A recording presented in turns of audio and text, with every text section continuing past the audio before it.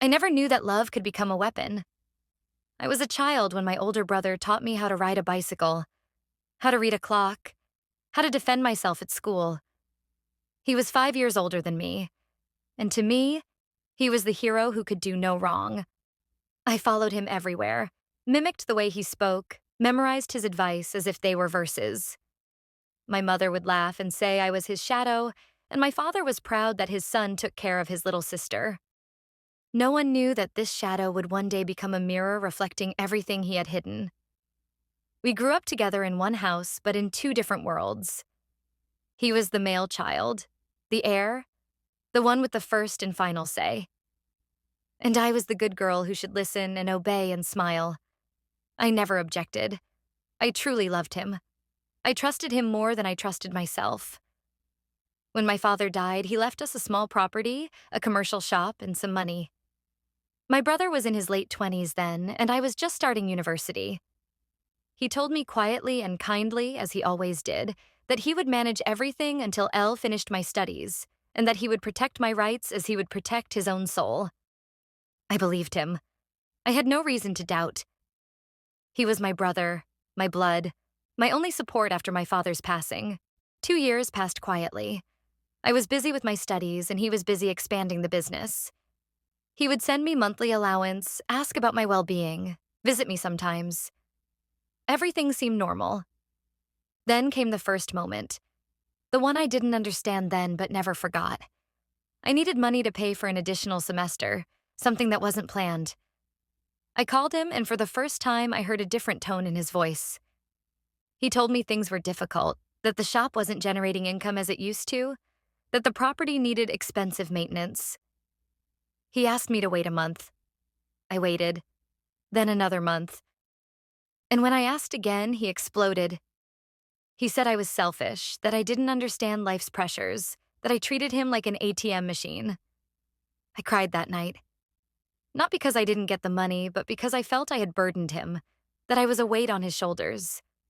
Weeks later, I ran into my father's cousin at the market.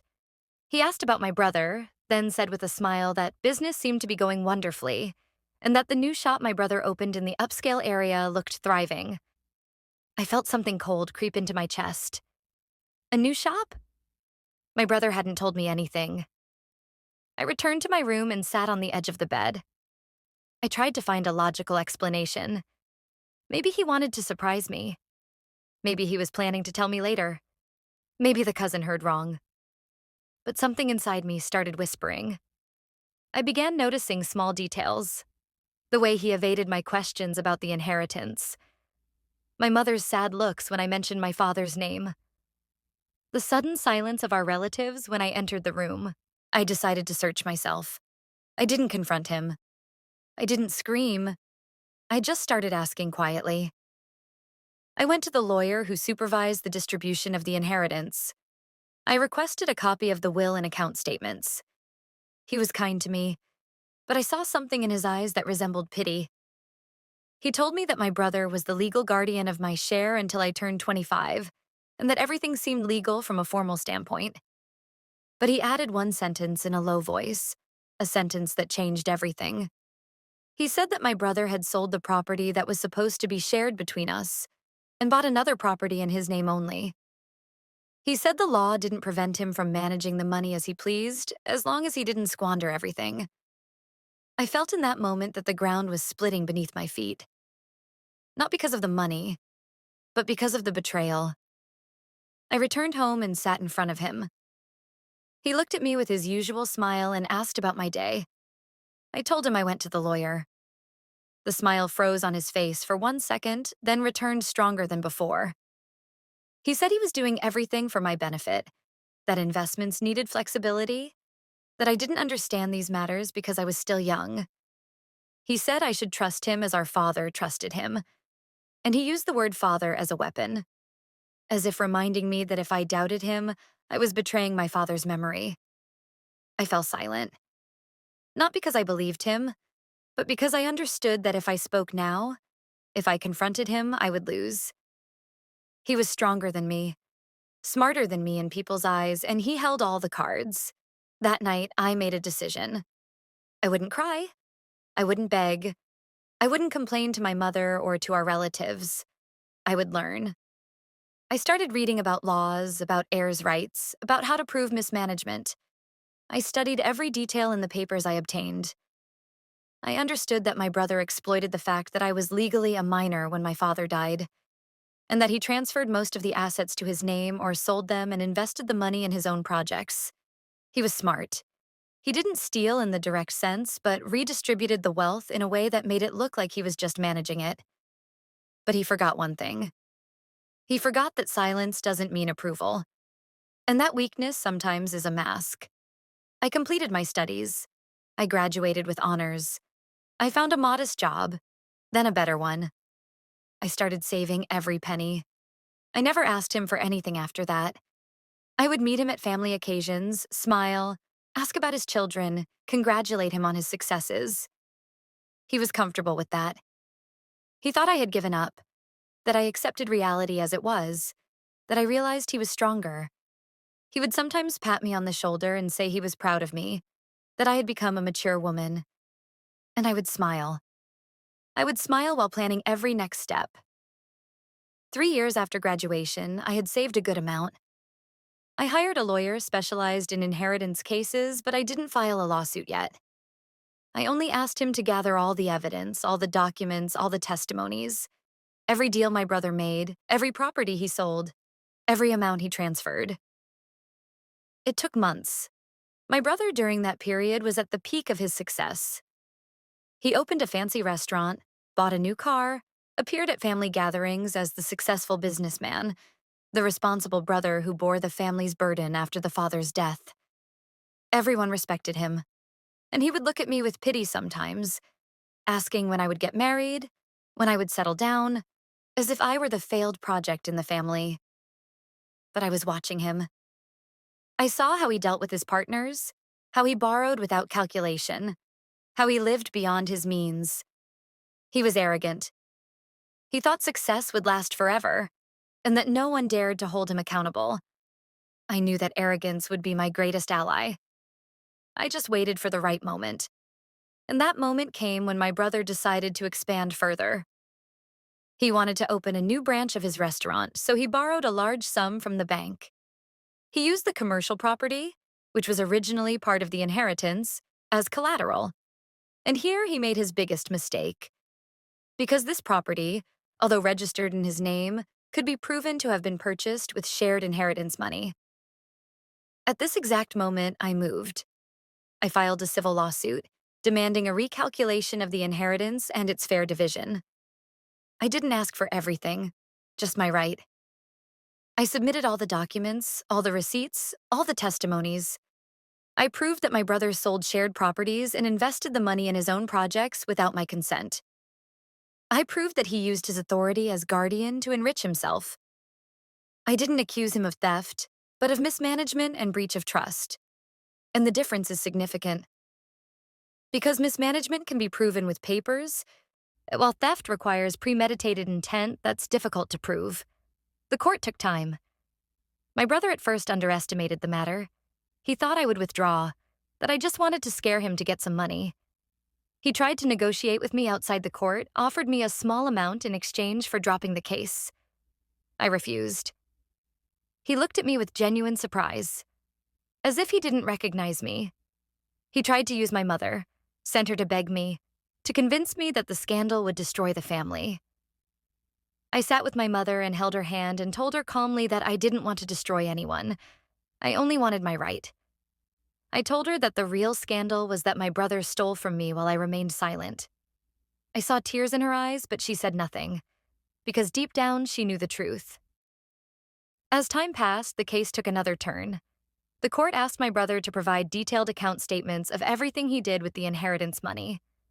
And here he started to stumble, because he never expected to be held accountable one day. The papers were scattered, some deals weren't properly documented, some money disappeared in failed investments he never told me about. The more he tried to justify, the deeper he sank. And I was sitting in the courtroom, calm, composed, answering questions clearly, presenting evidence precisely. The judge looked at him with discomfort. Because the picture was clear, a man who exploited his authority over his minor sister to gradually steal her inheritance. The verdict came in my favor. I didn't take everything, but I recovered my full right. The property my brother mortgaged to the bank, half of it became legally mine, which meant the bank couldn't seize it entirely. The original commercial shop? It was officially divided. The cash amount he squandered? He was ordered to compensate me in installments, but the real damage wasn't in the court ruling. It was in what followed. People started talking. The family that saw him as a hero started looking at him with suspicion. His business partners heard about the case and started doubting his integrity. The bank, when it learned that part of the collateral was no longer his, filed another lawsuit against him. Everything started to crumble. The restaurant he was proud of started losing customers because his reputation was affected. The new branch never opened. The fancy car? He had to sell it to pay off some debts. And for the first time in his life, he started feeling fear. He tried to contact me many times after the verdict. At first, they were angry messages, accusing me of destroying his life, of being selfish, of forgetting everything he did for me. I didn't reply. Then the messages turned into pleas. Saying he was sorry, that he didn't mean it, that he thought he was doing what was best. He wrote to me once saying he was my brother, that blood cannot turn to water. I read the message while drinking my coffee in my new apartment that I bought with my money, from my recovered right. Then I deleted it, because he forgot that blood, when betrayed, turns into something heavier than water. It turns into stone. I didn't feel victory as people imagine it. I didn't celebrate, didn't feel the euphoria of revenge. I only felt a deep calm, the calm of someone who regained their dignity, who proved they weren't weak but patient. The calm of someone who knew that silence sometimes isn't surrender, but planning. My brother now lives in a modest apartment, works at a regular job, trying to rebuild his life from scratch. My mother visits me sometimes, and I visit her. We talk about ordinary things, but we rarely mention him. And when we do, I see in her eyes something resembling a silent apology. As for me, I rebuilt my life anew. Not just financially, but psychologically. I learned that trust must be earned and is not an inherent right, even between siblings. I learned that true love doesn't exploit, and that whoever exploits you in the name of love deserves neither the love nor the name. I learned that true strength isn't in shouting, but in the calm that precedes the storm. And I learned that true revenge isn't in destroying the person, but in recovering what was stolen from you while they watch, helpless, finally realizing they underestimated the wrong person. On quiet nights, I sit on my balcony and look at the city. I remember that little girl who followed her brother everywhere, who thought the world was safe because he existed. I smile at her with tenderness and sadness, because she died on the day she discovered her hero was just a greedy human. But from her ashes, another woman was born.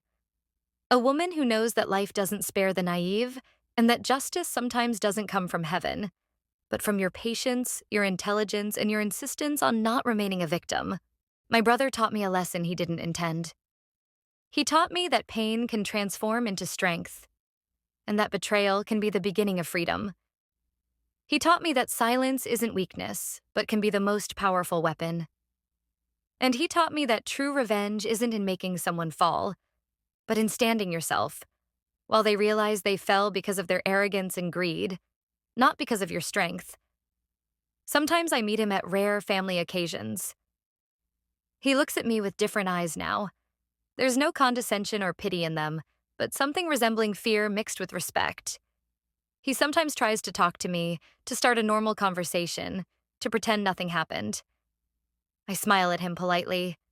I return his greeting. I ask about his well-being kindly.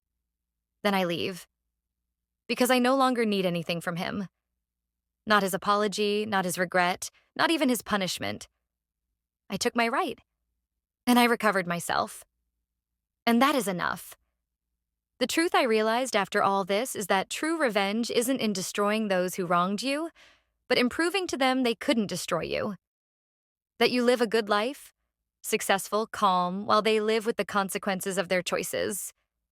That you're the one who has inner peace while they live with guilt and regret. This is what I did. I didn't scream, didn't threaten, didn't take revenge with violence or hatred. I just waited, planned, and moved at the right time in the right way. And the result is that today I sleep peacefully, while my brother, as I heard, suffers from insomnia. Not because I cursed him or wished him evil, but because in the end he lives with the person who betrayed his sister.